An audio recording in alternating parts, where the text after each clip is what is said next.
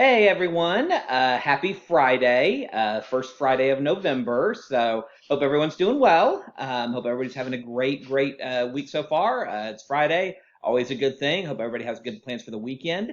For this week's DEI Talk, because we are in November, I wanted to share with everyone that November itself is actually National Native American Heritage Month.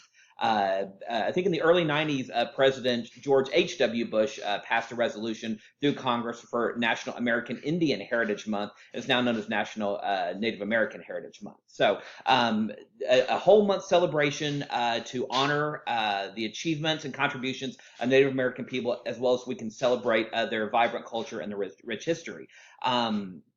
As I was thinking, what could we do to kind of honor, this month? What could we do to kind of celebrate it? So really, I just want to keep it simple and just kind of talk about a couple of ways that you can honor Native American Heritage Month, so that you can do on your own. So just a couple of ideas.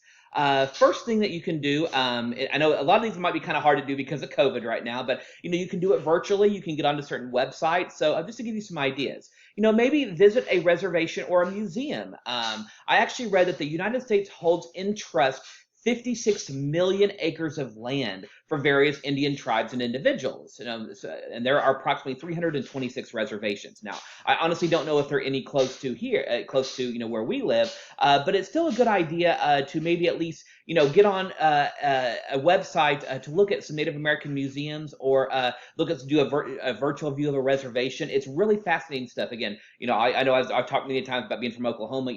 We have a lot of reservations and a couple of museums. I've been to them all. They're really fascinating. They really are. You'd be amazed about how rich cultural history they have, and a lot of just the really unique aspects of Native American history. So if you're able to, visit a reservation or museum, even if it's virtually, just an idea, something to do. So. Another thing you can do is look at some educational events.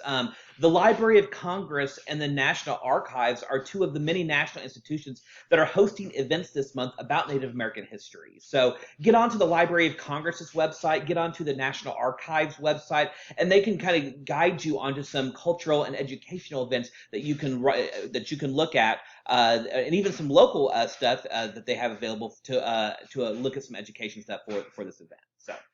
Obviously, one of our favorite holidays this month is Thanksgiving, coming up here in a couple of weeks. So actually one of the things that I read that you can do is to look at, Google Native American food dishes, Native American, cuisine, and see if you can maybe add a Native American dish to your traditional Thanksgiving dinner. It's an idea that has been going on for quite some time now, and as part of this month, a lot of Native American tribes recommend that individuals do this as part of your Thanksgiving to not only honor what Thanksgiving's about, but also to celebrate Native Americans and with some of their traditional meals as well. So just another idea to add a little something extra to your Thanksgiving dinner.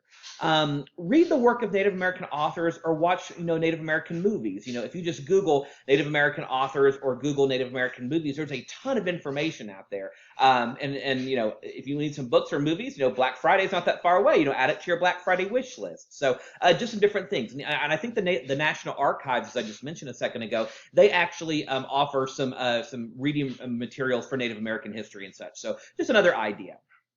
And finally, another kind of idea is to support Native-owned businesses and charities. I challenge you, maybe just look at, Google Native American charities and see if there's something that you might be interested in giving $5, $10, just doing something to really support Native-owned businesses or donating to charities. So, again, I don't know, a lot of you know this about me, but before I got into higher education, I actually spent 6 years, when I first graduated college till after I got done with law school, I worked in casinos. Now, the casino company I worked for was a national company that was owned, by investors. But I have visited tons of Native American casinos. And again, what's interesting about a lot of them is a lot of them have cultural aspects in it. They have a museum attached to the casino.